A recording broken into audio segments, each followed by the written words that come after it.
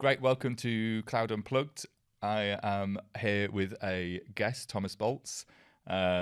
We are going to be talking about culture, but primarily around engineering and development teams and general organisational structures, how to get the best out of them.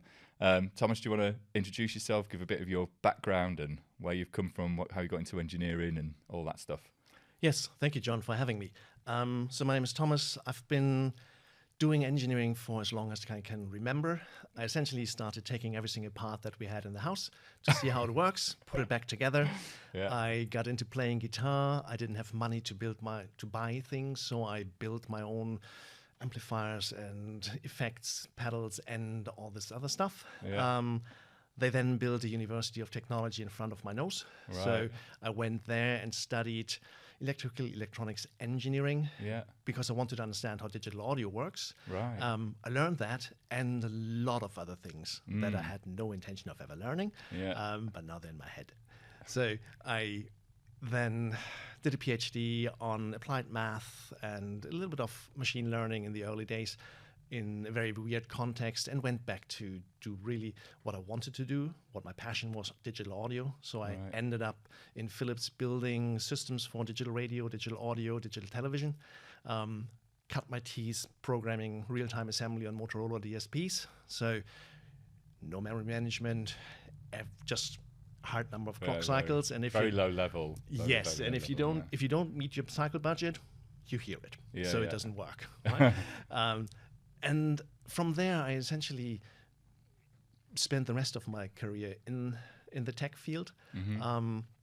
I learned more and more and more. I eventually went into more the internet space, started building my first startups. Some of them failed, some of them succeeded. Some of the companies I helped build are still around, which is really, really nice. Yeah. And then I spent about the last decade in the fintech space. So we built lending for SMEs, and we built book-to-book payment systems, and I worked on cleaning up big messes in other parts as well. How did you, the music inspiration really, and then sound, audio, how did you get into fintech from there? Like what was it? And also math. Where did the PhD in math arrive in that chain of events? Like why would you do math? So just curious to know. Sure, let's start with the PhD first. Yeah. So I was nearing the end of my studies, and I was doing my diploma thesis in one of the departments there. Yeah. Building real-time sampling rate converters for digital audio. Mm-hmm. So again, assembly programming and breadboarding and doing all the fun stuff. Right? Yeah. And as I was nearing the end of that, one of the professors came to me and said, "We have this interesting research project. Would you like to do that?" And I said, well, why not? So I then spent the next 3 years trying to figure out how to use microwaves to measure the moisture content in either bulk materials like tobacco or rice or grain in factories, or the moisture content in old buildings, in the walls. Interesting. That's where the machine learning came in. That's where a lot of the early AI-ish things came in, but also the microwave and the applied mathematics.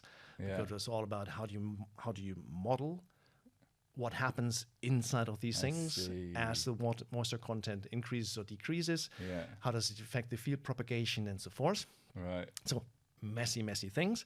And when I was done with it, I really wanted to go back into digital audio. Right. So I did. Right. It was enough to make you. It was not my calling. Yeah. Let's put it this way. I learned enough, and by the end of it, I thought I was ready for the industry. Yeah, it's to me that sounds really interesting. So it must have sounded interesting, but then when you're applying it day to day, it wasn't that interesting. What is it? Because it's just. No, I think it was. It sounded certainly interesting, and it was a great opportunity. Yeah. Right? So you have a very small, very prestigious young university, and you get to work side by side with the professor. It was really small. To really work on technically interesting things, right? And so it was great, but really I wanted to go back into digital audio. And then when I started working for Philips, I I worked on the real-time audio systems. That's one thing, but I also started working on lobbying with the industry, so MPEG, ITU, EBU, the Digital Video Broadcast Project, and these people started talking with broadcasters about the technologies and the benefits, whilst I was also, with the other hand, building them. Yeah. So I got a really broad exposure to not just the depth of the tech, but what it means for the companies, for the systems, for the entire industry, really, right? So we fought against Dolby, for example, and the Dolby wars as we relate to them in the old days. So that was quite interesting. But how do you get from there to fintech? Is a bit of a roundabout story. So I left Philips eventually, went to a startup in New York where we built targeted advertising on television. Right. This is a different company. You like switched companies and went to New York. Yes, exactly. So, and there we built things that, are now a reality. But in those days, it was a decade ahead of its time. And what was it, like a media-based company? Was it like specialized just in media? Was it? No, specializing in the technology. So the challenge was, how do you deliver a commercial that's targeted to a specific household via digital cable? Right, okay. And so what we ended up with is building a system that allowed you to have multiple different versions of the opening shot, of the product shot, of the story, of the closing shot, overlaid with real-time pricing. For example, if you're living close to LaGuardia Airport, you get a different price to Bermuda than you get if you're living close to another airport in New York City. Interesting. So we built all of the technology. So actual targeted campaigns. Yes. Yeah. Yeah. So that was quite interesting. And that's where the first big data pieces come in. Because to drive all of that, we needed all the household data from Experian and so forth in the US, 100 million or so, and crunch that so we could build the right commercial for the right person. Wow. Right? Yeah. And then assemble all of that in real time in the cable set-top boxes. So we also working with Sony and the cable head ends and the cable operators to get this right. So that's very end-to-end. Yes, it's fully. Here's the authoring tools. Yeah. Here's the rules engines that you need for that. Here's the data that drives it. Here's the transport system that you need to build. So you need to add an overlay on top of the MPEG transport streams to make this possible. Here is the set-top box engine that actually then reassembles that thing on the fly, does seamless switching between the different video and audio segments, which is in itself not easy, and plays it all out. And then you have to hook that up into the billing systems to understand who is the customer, who's watching, and so forth. So that was quite interesting.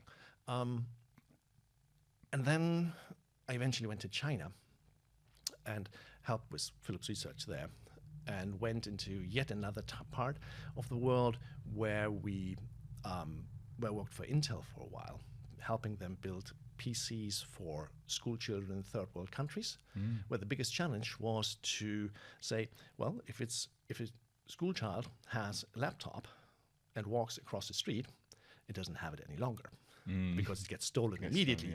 So we then had to work with Intel and the laptop manufacturers, well, with ourselves therefore, but also with Microsoft, to understand how do you make it so that when you steal the laptop, it stops working.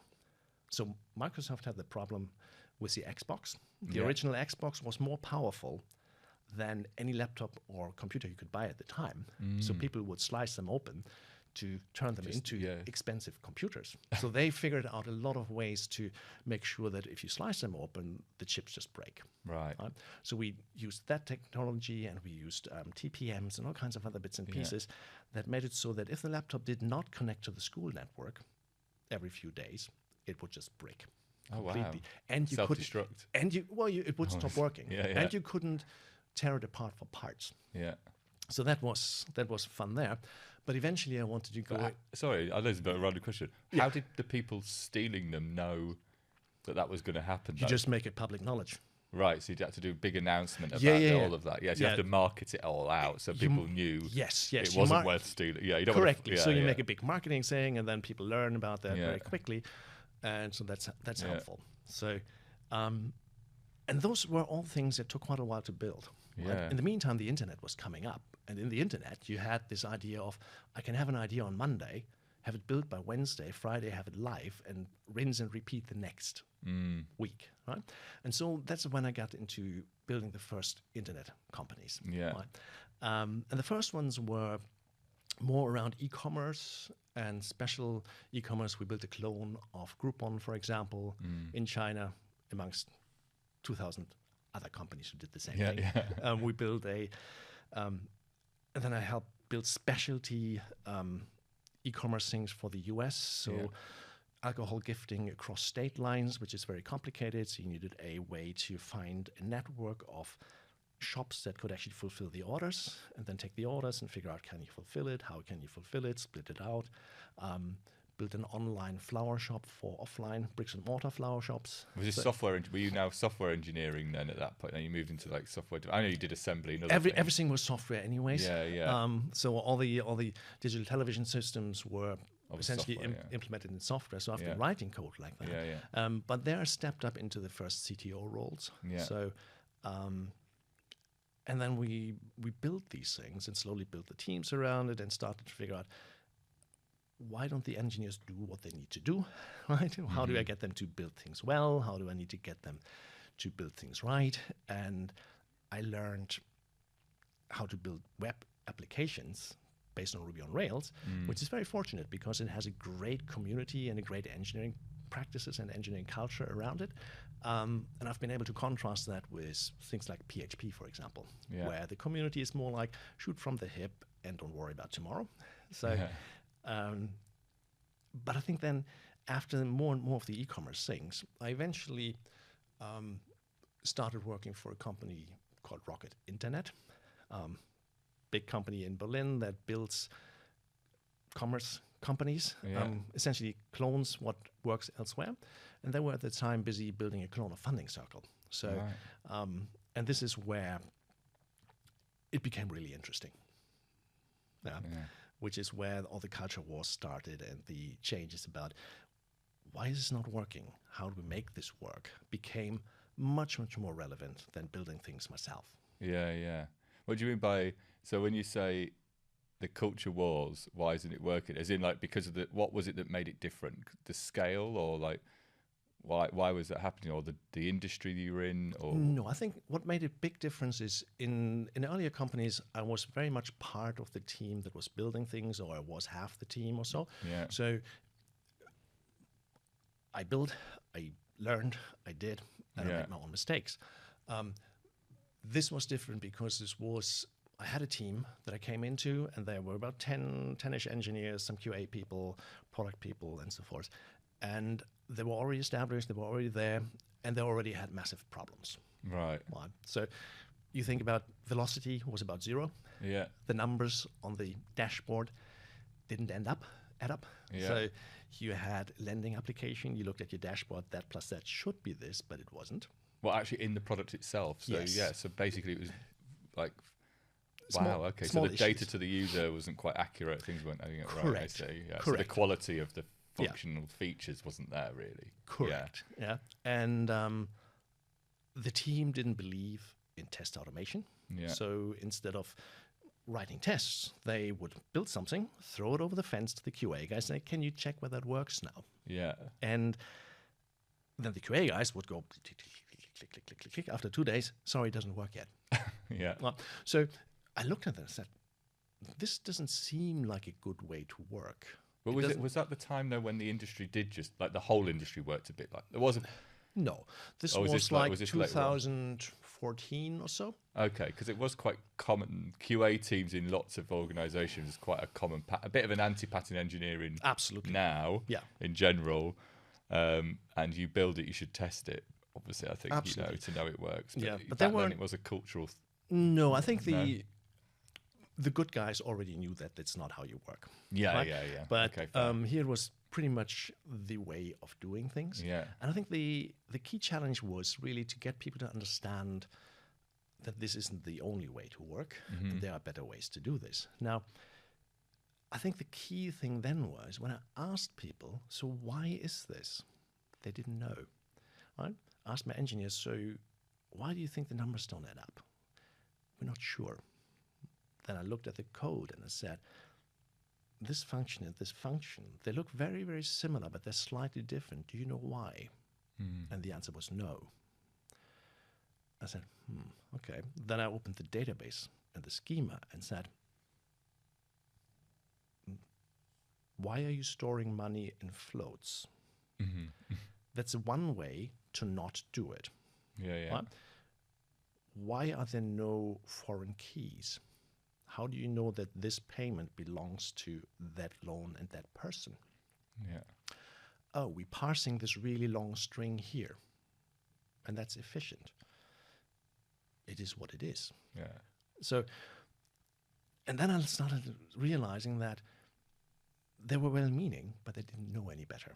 Was there not a tech lead on that? Not really. Not really. Not, So well, there was a tech lead, but he was not, leading. He wasn't leading. Yeah, well, yeah. he was leading to the best of his abilities, Yeah. but the abilities just weren't there. Yeah. And the knowledge wasn't there. Yeah. Yeah. And so then I started saying, okay, how do we fix this? And it was essentially a question of, good, we can try to refactor this thing, but we have no tests. Every refactor would require massive changes all over the place, and we would have to do about 100 or so in sequence. Big ones, not tiny ones, not like change an integer for this, like massive. I said, that's not going to possible. That's not going to work. Yeah. We're going to blow up production 20 times at least. Yeah. So I said, let's take it, throw it away, do it over. So the whole thing? The whole thing. So Wow. we designed a new data schema. What, in parallel? So you just left it running? We kept it running. We kept the business running. We did the little tweaks. the absolute minimum tweaks that we had to. Yeah. But in parallel, we built a new system. Yeah. We threw away the old. We started automating data migration the day we started writing the first line of code for the new system. Right? We did some training before, so people actually understood how to use Symfony and how to build things with that. We started building with test-driven development, of course. Right? Yeah. And so we ended up, and it was quite a complicated journey, and people eventually realized at different times that this is actually a better way of working. And then did the business buy into that, though? As in, like, yes, they yes. did. So you were like, this is it's critical to like. It is. Actually, There's you're not going to be able two. to grow the business. Like Correct. This. It was either we rebuild it from scratch, or we're never going to get it right. Yeah. Pick one. Right? Yeah. So, and that was crystal clear then. And so we did it, and people slowly, on the engineering team, slowly started to embrace this way of working one by one, individually, not as a team, but individually, and realized, oh, this is actually better. This works better. This works better. And so we ended up with the numbers that always added up. Yeah. Of course, right? With a system with decent test coverage, with a system with which we could then launch the next country in 6 weeks' time. That was pretty cool. So that was quite nice, right? And with a decent velocity. So if you needed to add a new feature, boom, next feature, next feature, next feature, next feature. So our cost of change dramatically decreased through that. And the team was then able to actually say, if the business wants us to do this, we can. Did it have? Were you in the cloud, or was it on-prem? Or? So this was still hosted in Hetzner, one of the German providers. It was just in the time where Rocket Internet was moving from everything is hosted in Hetzner to we're hosting everything in AWS. Right. And we were just before that shift. So we kept it there, but we automated the whole infrastructure. Yeah, nice. Of course. So we automated all the deployments, all the testing, everything else.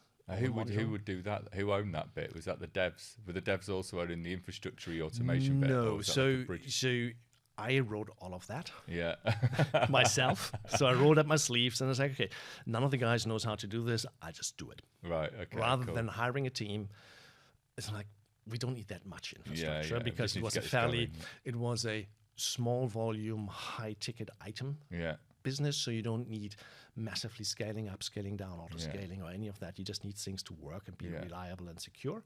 So figured out how to do all of that.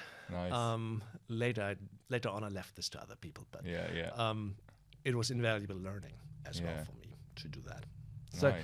So we got from really a really horrible situation to something that really worked well.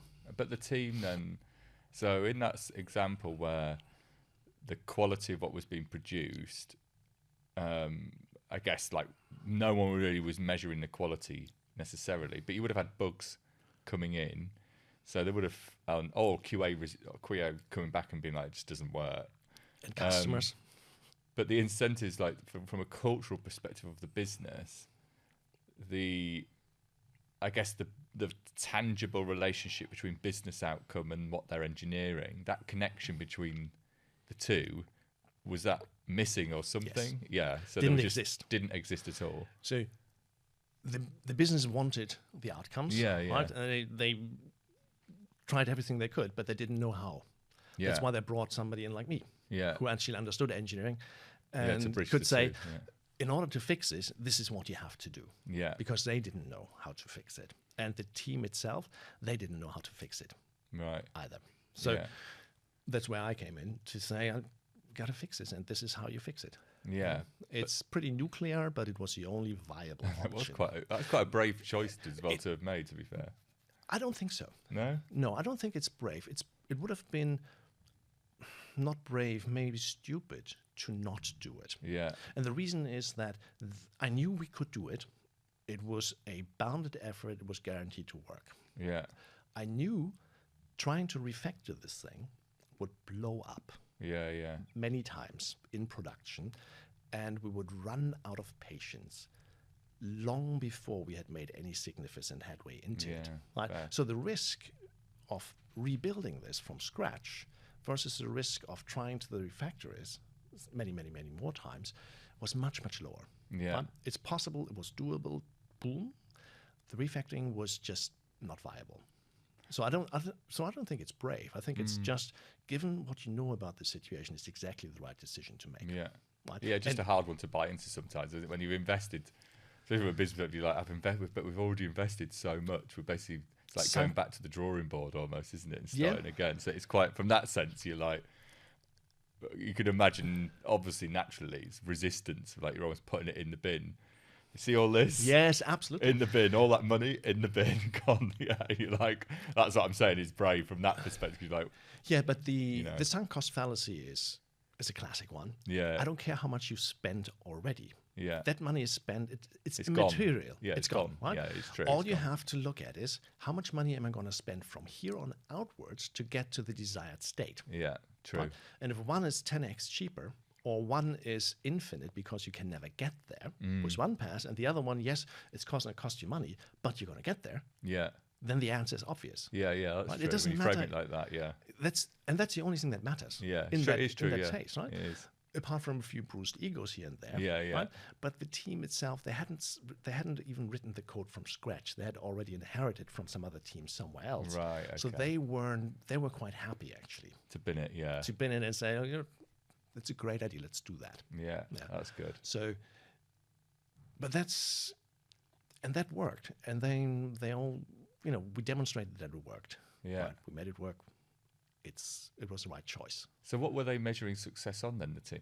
If it wasn't like business attached, how did they know they were doing a good job? What was the? They didn't really. They didn't have any real metrics so there wasn't anything to demonstrate that. Other than just delivering something. Just delivering stuff and getting stories out the door, hopefully or not. Yeah. Right. Yeah. They were always busy. Yeah. Just not meaningful. Yeah. In a way. Yeah. Meaningful effort. That's interesting. So that was a key challenge for the team. Mm. And then when you must have moved on from there, so that was your intro into fintech worlds. Yeah. And that was when you've started, I guess, into it. Have you stayed in fintech since? Yes. You did. Yeah, I did. That's it. You committed to the fintech. One thing led to the other. Yeah. Right? Opportunity, I guess. Exactly. Opportunity, yeah. So I can skip over a short stint I did with another company in Hamburg, helping them with their engineering practices, where I learned a lot about Agile. And fast forward to coming to London and joining a team here under Santander that were building a lending startup for SMEs. So very similar to what I had built before. And they were very interesting. They had, when I joined, policies and procedures and customer support, just no product. Right. And they had approached it like a bank. Yeah. So lots of different bits and pieces here and there. and the engineering culture was quite interesting. They had a number of different consulting companies running around, all very busy, but not moving in the same direction. Yeah. Let's put it this way. And some of the challenges were brought home to me one day when I started to say, we have to start measuring some things about our delivery. Here's a couple of core metrics I would like you all to start tracking and start using. And one of the POs came to me and said, we don't need metrics. We are a high-performing team. Right? I was like, no, that's not, you're not. I don't know any high-performing teams who don't measure anything. Yeah. If I want to improve how fast I run, I have to measure how fast I run. If I want to play in the NBA, I have to measure things. I know how to improve. Right? And what I realized since then is that some engineering teams and people, they don't want to improve. They don't see the need to improve. They think they're fine. Right? Yeah. Or they think that this is what I can do today, and that's how it stays. And who do you think owns that, though? Do you think that's them as an individual or the business itself? Because it could be the culture of the business. It could be the leadership on that team that isn't necessarily motivating people in the right way. So many different things. So I think it's a co-ownership. So first of all, if you're alive, you own your own future. Yeah. Period. Right?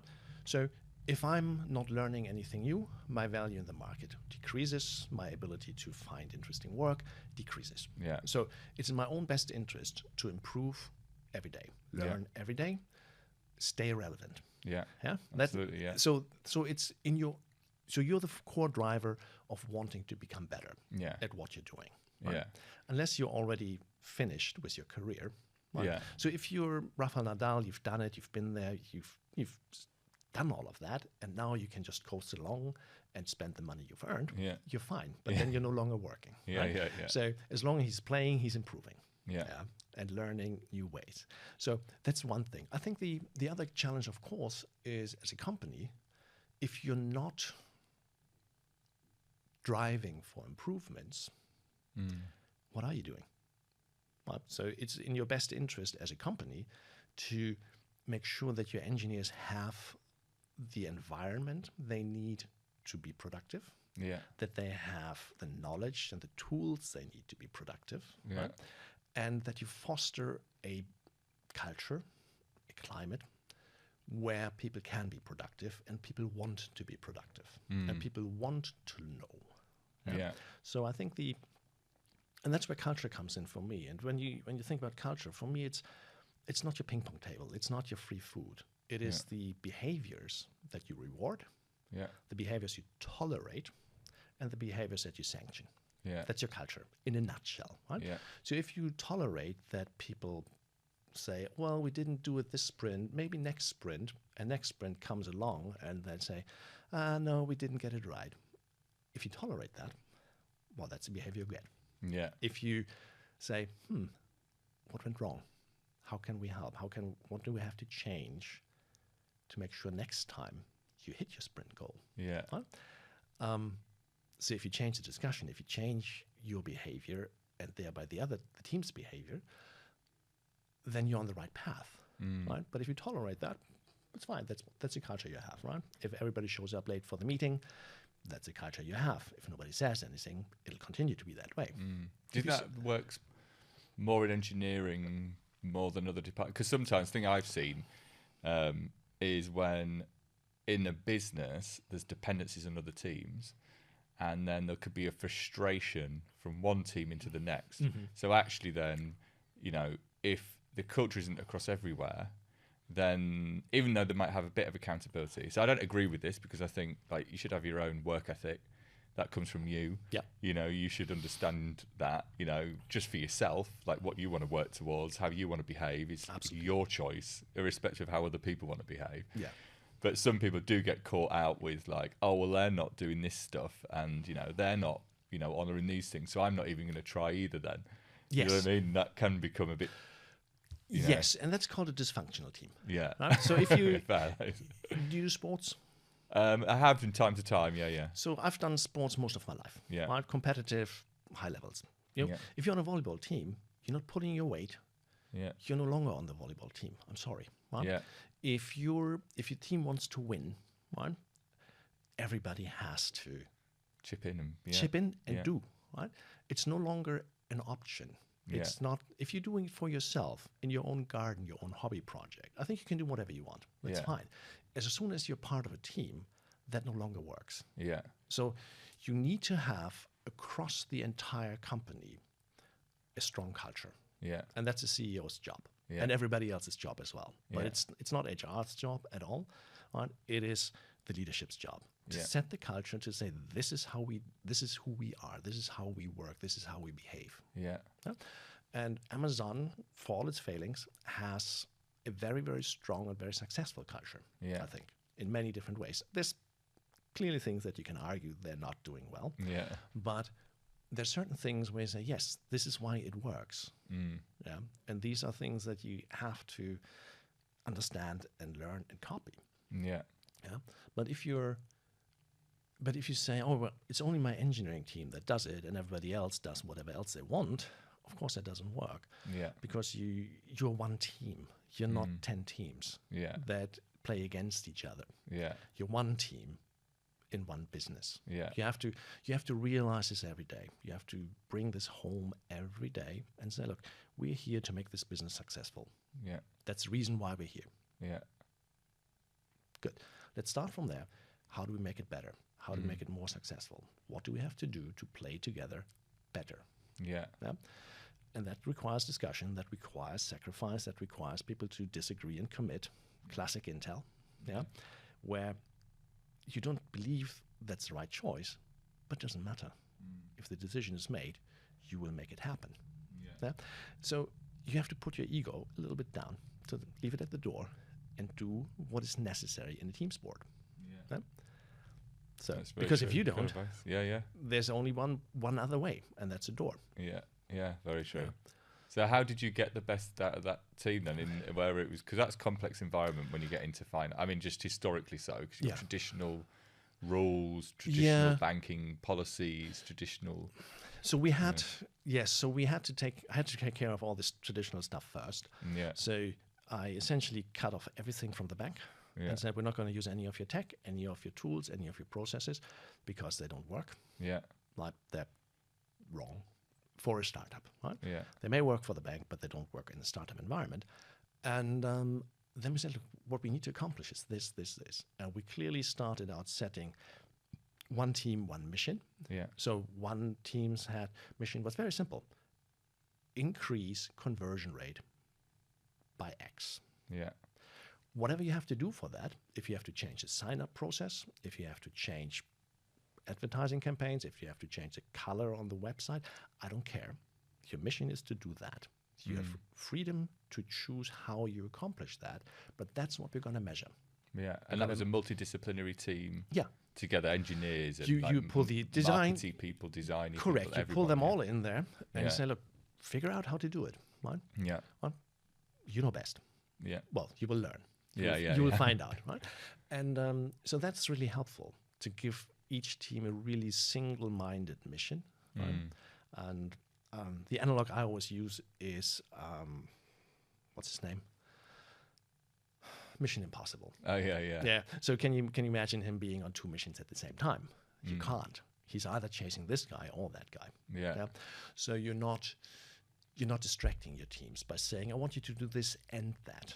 You say, I want you to do this one thing and get it right and do it well. Yeah. Fine? Yeah. And once it's done well enough so that our cost of change has not just exploded, then we move on to the next thing. Right? Yeah. And once we're done there, we probably know what the next thing should be. Yeah. Yeah.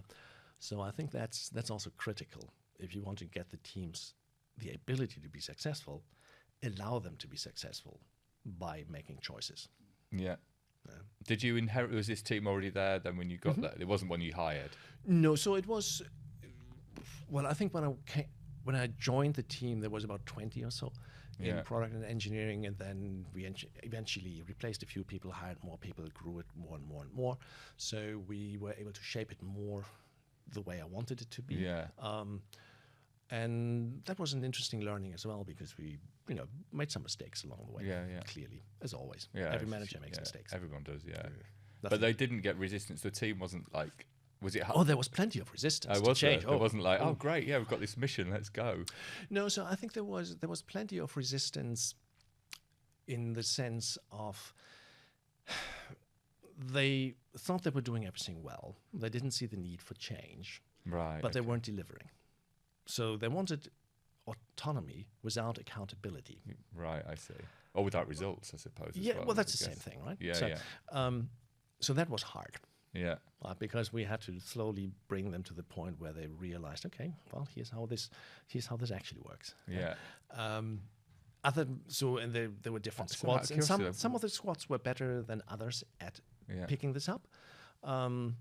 So it was sometimes a question of, okay, we have to replace a few people, and sometimes a question we have to just take the people who are doing well and encourage them to do more. But why do you think they did? Why do you think they felt the way they felt? Why do you think they thought they were doing a good job when they weren't delivering? I think how does that even happen? How can you not know? I think They must have known, sure. no. I think there's a name for it, the symptom, but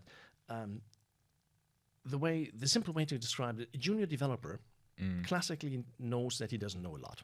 Yeah. That's wonderful, right? A very senior developer, by definition, knows that there's a hell of a lot of things he doesn't know. Yeah. And he knows that there's certain things that he knows quite well Yeah. and that he can do. Right? And the people in between, unfortunately, they believe they're God, but they don't know what they don't know. So the ignorance almost of your capability, like you're almost like it's ignorant to your own lack Yeah, of... there's a proper term Yeah. for it, but I always forget the proper Yeah, terms. yeah. But it's the challenge. I believe I'm the best already, so I Yeah. don't need to learn anything else. I don't need to take advice from anybody. Yeah. So that is a very complicated thing to break through, and a very delicate thing to break through. And sometimes it takes quite a few discussions with the individuals. You have to show them things, better ways to do things, but carefully and gently. Yeah. And sometimes you have to just come down like the holy God, Yeah, yeah. which you can only do if people have a very strong sense of self. But you can't do this with somebody who's already fragile. Then that never works. Right? Yeah. So you have to but ultimately you have to show them that there's different ways. You have to show them the things they don't yet know. Right? Carefully, somewhat gently, but determined, so that they realize there are better ways of doing it.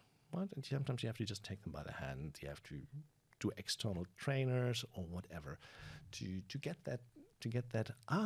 There's things that I don't know. Unconscious incompetence Right. is one of the phrases that I was looking for. You don't know that you don't know. You Yeah. don't know that you're not good at it. Yeah. It's classic. You Yeah, just yeah, don't know. Yeah, yeah. Right? And I think if you're, especially in the work environment, where if you're working for a startup here, you've worked for maybe 5-6 years, you may not have seen awesome. You may never have experienced what good looks like. Yeah. You have only experienced what you have experienced, and you think that's what it is. Yeah. If unfortunately you've only played ever, in your local tennis league against people who can barely hit the ball over the net like me, and you've never seen real, Yeah. you may think that's it. Yeah. So you don't know what you don't know. And I think with sports, of course, it's very easy. Just turn on the telly and you see it. But with software development, it's much, much harder to gain that first-hand experience Yeah. of knowing, being able to see what does good look like. Yeah? So, if you've never been in a great team, you just don't know. Yeah. Yeah? But how did you then crack that culture? I guess if that's So you take it's fortunately the recipe is actually very easy. Yeah. And it's the same recipe for all change. Right? In any team you will have a very small a number of people who are curious, who want to explore, and who are happy to try anything. Yeah. So there you go. Those are the people you start with. Yeah. You get them to carry that change, right? And they will then pull the next cohort. Almost like leading by example, almost. You're leading by example, but you're also taking, if you have 10 people and 2 of them are willing to try something new, a new tool for test-driven development, let's say, you just take those 2, ignore the other 8, right? Sit down, let's write a few tests. Boom, boom, boom. Oh, this is nice. At that point in time, the hook's deep and in. They will never go back. But what they will do, they will then take the next peers of them, right, who are more likely to change than the others, and they will take them along for the ride, and they will convert them. Right? And then you have the laggards, and with them, they eventually either fall in line because they have to, because that's how the group works, or they leave. So, but that's a key for change. For any change, whatever behavior you want to change, you start with the people who are willing to try anything. And what about if you want quick results? As in, like, if you want quick results, you buy a shotgun and you stand next to the people. Right? But if you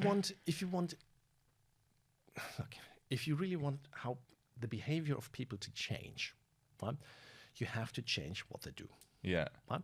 And that works by standing next to them and doing it with them. It works by putting systems in place that forces them to do things differently. They don't yet have to believe it. Right? So it's the same thing. If you tell me test-driven development is awesome, I don't have to believe it. I just have to write my first test. And then you have to encourage me to write the next one and the next, and then I see that it's helpful. And then at some point in time, you say, these tests, if you make this more like that it's even faster and even more helpful. Right? And all of a sudden, you've changed how I work. You haven't yet changed my beliefs, but you've changed how I work. And that's good enough. And that change then continues. Now, you can try to do change differently by just saying everybody has to do X and you have to all use these metrics. Fine. It's not going to happen. Right? So you're just going to get every resistance firing all at the same time. And you're gonna fight against the wall. You're not gonna win. One example is from a different company. So we had 200-ish microservices. Test coverage was iffy, right, at best. So some had maybe 60%, some had maybe like 10% or so. And as a consequence, we had, guess what, lots of incidents in production. And whenever we tried to test something in the test environments, the tests may have been red or green or yellow, and they may or may not, you could have just rolled a dice, essentially, instead of running a test. Would have been the same amount of proving power. So clearly that is unacceptable because it's just slow and stupid, unnecessary. So what did we say? Okay, we put SonarQube in there, and we increase threshold for test coverage to X. Our target is Y, but 1 week, this.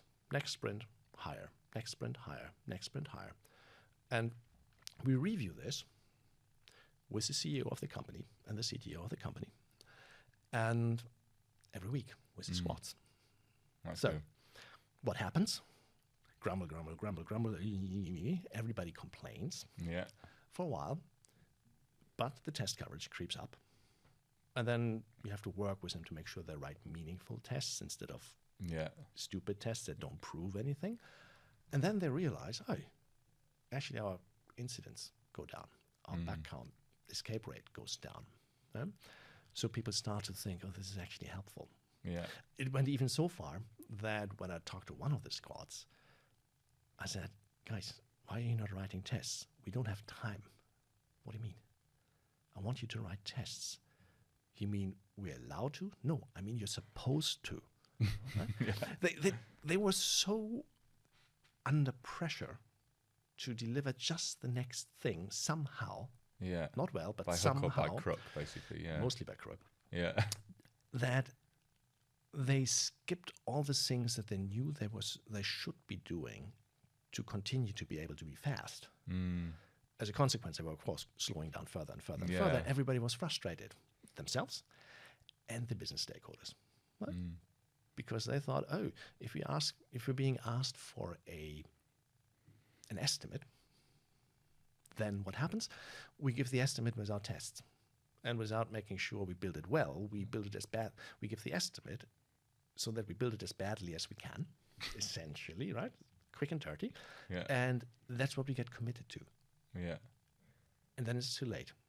Do you think though? Because I've spoken about this sometimes internally with other product teams, but product led growth and things like that, and having product managers, and there is a bit of a mantra from product managers is like, don't let perfect be the enemy of good. Test the idea out fast. Get something out and validate it with the users. And so you will have that kind of mantra a little bit, Yes. from one discipline, divorced of engineering a little bit on how it's done. So it's a little bit more like, well, we don't want to waste time doing something that someone doesn't really need or doesn't want or doesn't use and all this other stuff. But obviously you've got that kind of culture, which is not wrong either necessarily, in its own right. It kind of makes pragmatic sense. Yeah, don't invest too much. From a business perspective, don't invest too much for something somebody doesn't even want to use, or But obviously, from an engineering perspective, on how though that's met from an engineering standards doesn't mean, let's not worry about everything or anything other than that. Yeah. And so I can see how that could accidentally happen as a culture. How you might inherit that, and it might feel like, that is the right way to work because that's what they're telling me to do. Do you know what I mean? You see this everywhere. Yeah. The problem is that it fundamentally violates how to do stuff. Right? And so you just have to look at the consequence of that decision to understand what I mean. So if the decision is we slap things together today to see whether it sticks. And if it sticks, what are the consequences? You slap the next thing together to see whether it sticks. Yeah. And then the consequences, you slap the next thing together to see if it sticks. And if all of these things stick, you now have 3 or 4 or 5 or 10 different things slapped together haphazardly that are extremely shaky, expensive to change, error prone. Yeah. Right? And you never have time to get them to productize them. Yeah. So the next feature, even if you slap it together, will take you longer to build because you now fight with all the technical debt that you've accumulated. Or you break something else by accident. And you break things, of course. Yeah, exactly. It's like it's blowing up left, center, and right. You don't know why. It's true. Right? Whack-a-mole. Yes, exactly.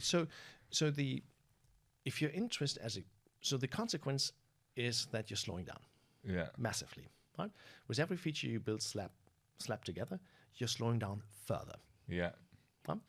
You can try to hire more people, but because everything is on shaky foundations, hiring more people just means you're slowing everybody down further because now you create more chaos. Yeah. Right? And nothing is on a solid foundation. Yeah. Now, if you don't want that, you have to say, if I'm spending one more day, just one out of, let's say, one sprint, right? I spend one more day making sure this is solidly designed. I thought about my data. I thought about my errors. I wrote some meaningful tests that demonstrate that the system still works or is definitely broken, right? And I fixed up some stuff that I should never have done like that. The consequence of that is you may be introducing that feature 2-3 days later, but your next sprint, you're not going to slow down. Yeah. You can, and not only are you not slowing down, if you have put some other bits and pieces in place, you also now have the ability to hire another team to double your speed. Yeah. Right?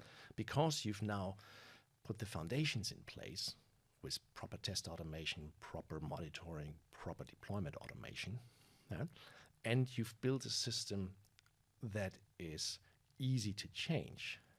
Your cost of change is low. So now you can hire more teams to build things in parallel. And because you're building things well enough, I'm not saying they have to be the most beautiful thing on the planet, but they have to be well enough. And well enough means if I want to know whether that system works, I get the answer within seconds or minutes, not within days, or weeks, or months. Yeah. Right? Then you can scale. Yeah. And then you can speed up. Yeah. Yeah? But if you're skipping that piece and everything is slapped together and it's just like, ooh, maybe it works, and I don't know, ooh, if I change here, everything breaks over there and there and there and there, right? You're just spending all your time as an engineering team fighting those things. Yeah. And your actual productivity is going to be tiny. Yeah. Right? And if you have 10 lines of code for a prototype, who cares? If you have hundreds of microservices and you don't know whether it still works, you make a change somewhere and you say, I don't know whether I broke something or not, you're dead. Yeah. Your velocity, you grind to a screeching halt. Yeah. Right? And no matter how many more people you hire, how many more consultants you bring in, your velocity will just be about zero. Yeah. Right? Because you don't have the prerequisites in place to scale, to build more. Yeah. Yeah? And that's where you need to be building things well enough so that tomorrow you can build the next thing without having to fix what you could have done right yesterday. Yeah, that's your classical technical debt question. When is too much too much? When it starts slowing you down. Yeah. And did you have to wrestle with it? Did you ever butt heads with product teams? All the time. Yeah, like you're slowing us down, we need to hit means, or were they quite on board with, because you explained it well enough, they're like, actually it makes sense. So explaining it well enough is very much, I don't know the word, very much an intellectual endeavor, right? Yeah. You have to see it to believe it. Yeah. And once people started seeing that it actually worked, then they're on board. 100%. They came on board. Yeah. Yeah. So it's not, you can explain that it's better to slow down to go fast. Yeah. It's always better. And if you run a marathon, everybody knows it's better to first put on your shoes, then to run, rather than first run the first 10 kilometers, then have bloody feet, then put on your shoes, and then go home. Yeah. Yeah. So it's obvious. Yeah. Because it's something that you can relate to. It's something that you can visualize. Yeah. Yeah. Yeah. Software engineering is like, oh, it's just more lines of code. Let's go slap, slap, slap. It's not as easy to really grasp. Yeah, if you're not from the background, yeah. And if you have 100,000 lines of code or 1 million lines of code, things get complicated. Right? There's all kinds of effects that you no longer really, you can't visualize the million lines of code and the complexity that brings, or having hundreds of microservices talking to each other and having data like here and there and there and there and there. It becomes very complex. Yeah. And so believing comes from seeing. Yeah. I fully think just change how you work. The metrics will show that it's actually better, and then you can eventually start believing. Yeah, I remember being the same when Agile got introduced years and years and years ago, and you're like, what a waste of time, these stand-ups. That's how you feel at the beginning. You're like, I could be doing work. I could be doing, that's the first thing you start to think, and planning, and you're like, oh my god, I could be doing something productive. That's the view, because when your job is to, like, I'm measured on the skill I bring, and the skill I bring is what I engineer, right? Not talking. That's not how I'm measured or do this stuff. But then when you start to see the value of Agile, you're like, oh no, we do need to communicate, otherwise we don't know what each other are doing. Oh, we do need to prioritize, because otherwise we'd all be working on the wrong thing. But it does take time, and the fallacy is, I feel unproductive because of all the process that's put around me to tell me, like, I should be doing all this process I should be adhering to. Yeah. Until later, and then you're like, oh, now I understand why it's really important. But at the beginning, you don't. Yeah, because it's done to you, and you're like, at the beginning, And I think some people. So I'm a big fan of Agile. Yeah. For uncertain environments. Yeah. Right? So to be clear, if you've built 100 houses, they're all the same, and somebody asks you, can you build the next house that looks exactly the same? Waterfall is what you need. Yeah. Right? Because everything is known. It's just a question of plan it out, do it, rinse and repeat. Software engineering isn't like that, hopefully, for most of us. It is, here's a new problem this team has never solved before. Yeah. There's uncertainties. Right? Yeah. So waterfall is incapable of dealing with this. We know that. Agile has been built for that. Yeah, exactly. But the question is how you introduce Agile. Right? And I think it's a question of, again, of decisions and consequences. If you don't talk about, if you're a team, right, and you don't talk about what you're going to build and how you're going to build it, what is likely going to happen? Everybody has a slightly different idea, a slightly different understanding. Everybody goes off, and because as software engineers, you make decisions. Should I go left or right? All the time. Should I build it this way? Should I build it that way? Am I building this? Am I building that? Is this more important? Is that more important? Right? So at the end of that, a week of that, you've wasted most of your time because you've all built something that doesn't fit together. Yeah. So it's completely useless. Yeah. Right? And then you're trying to bring it back together. And it's like, oh, and then the product guy says, that's not what I wanted. Yeah, yeah. Right? I wanted something totally different. Yeah. Right? What have you done? So you have to take it all and throw it away. So what Agile tries to do is make sure that in planning, you actually understand and agree what you're going to build as a team over the next sprint. Awesome. In the stand-up, it's like, I got a problem here. Can somebody help me? Yeah. That's not that rocket science. No, it's not. It's strange. But it's strange, though, how when people are motivated in different ways, like you're talking culturally, when you feel like your job spec is how you're measured, and my job spec was the skills, and I was tested on that a lot of the time, then the process of the role feels a little bit ancillary to me, but actually it's the most important thing because it's causing, like you're saying, changing behaviour. It's like, no, you need to talk to each other about what you're all doing, so everyone knows what you're doing, and you can transparency. Yeah, you're a team. You're a team. Yeah. I love sports analogies. Take an NFL game, right? Yeah. So snap, the quarterback gets the ball, and everyone runs around like chicken without a head because they haven't agreed on a play. Yeah. Likelihood of that team winning, zilch. Yeah. Right? So they come together in the huddle, they agree on the play they're going to run, right? And then they run that play, likelihood they're going to win, 50%. Yeah. Higher. Definitely higher. Right? Yeah. So if you don't, and that's all that Agile tries to do. Right? Yeah. It just tries to say, look, can we agree on what we're going to build and how we're going to build it so that we're all moving in the same direction and that we keep moving in the same direction. Yeah. And the other element, and that's where velocity comes in as one of my key metrics, is if you don't know what your velocity is and you're not estimating your stories, you cannot predict when something will land. Yeah. And if you can't predict it as a team, if I ask you, hey, how long is it going to take you to build this feature? And I say, well, I don't know, come back when it's finished. Yeah. I may be in a company where that's fine. Most companies are not. So then the company will tell you, or the most senior stakeholder will tell you, well, you have 2 weeks. Yeah. And then he's like, what? Because you can't answer the question. Yeah. You can't commit. And you also can't challenge.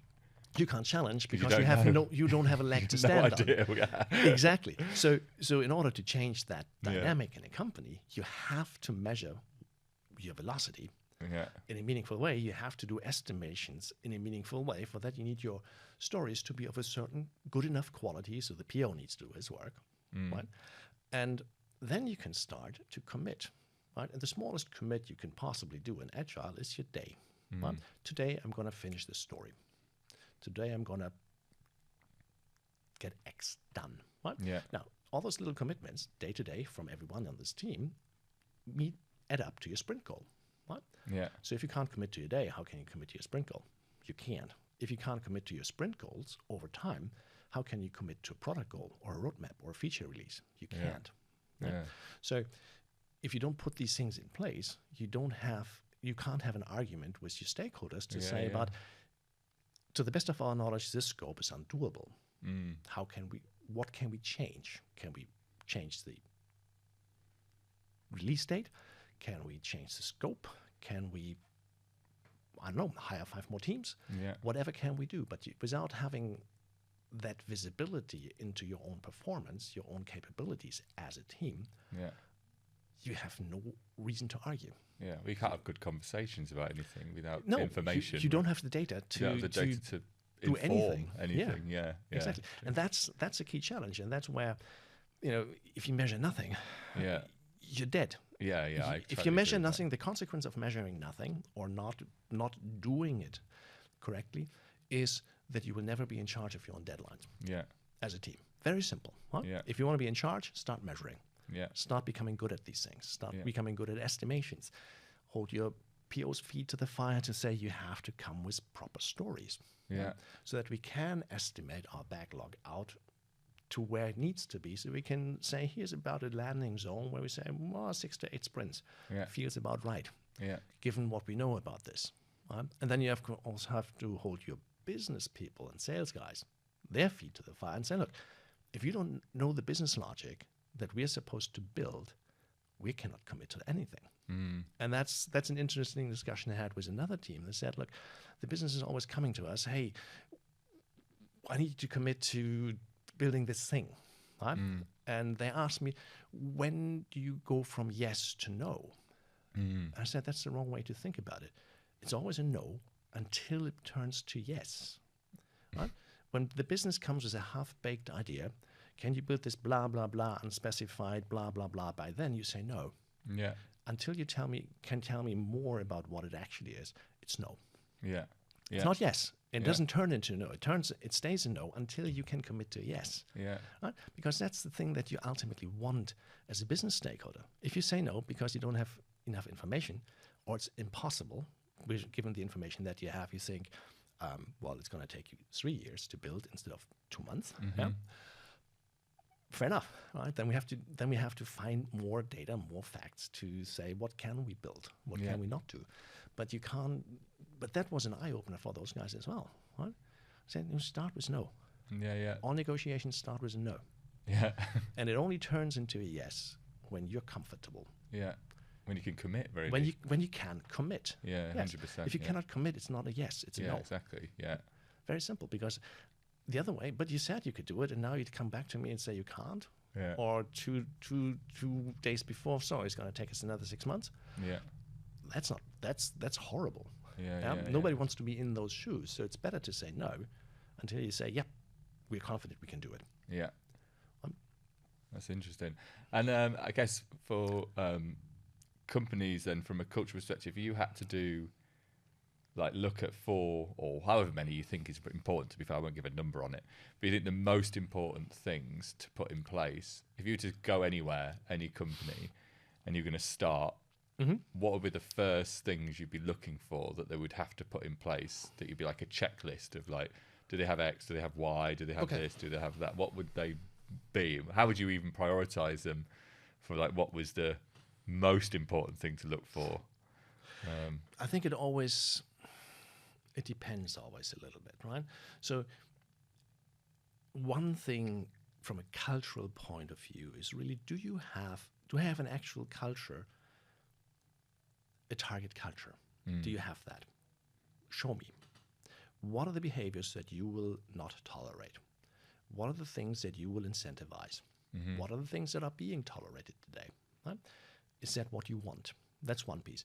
I think for any team, if you're a squad or larger team or whatever, do you actually have your terms of engagement clear? Your working agreement, whatever you want to call it. We do stand up that we're never late, blah, blah, blah, blah, blah, blah. When somebody sends an email, the answer comes by the end of the day. When somebody sends a direct message, the answer comes within 5 minutes. Whatever the terms are. Right? And we have 0 meetings between 9 o'clock and 1 o'clock, so we can actually get some work done. Yeah. Do you have these in place or not?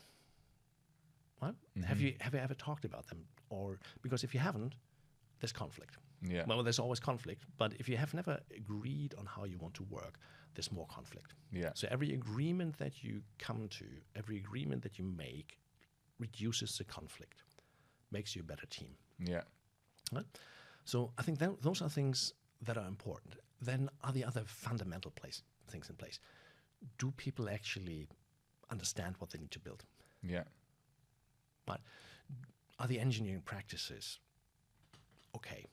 Right? Do the right meaningful tests? Do the right tests? The right meaningful tests? Right? Is there some level of documentation of the code so that you can actually find it, discover it? Yeah.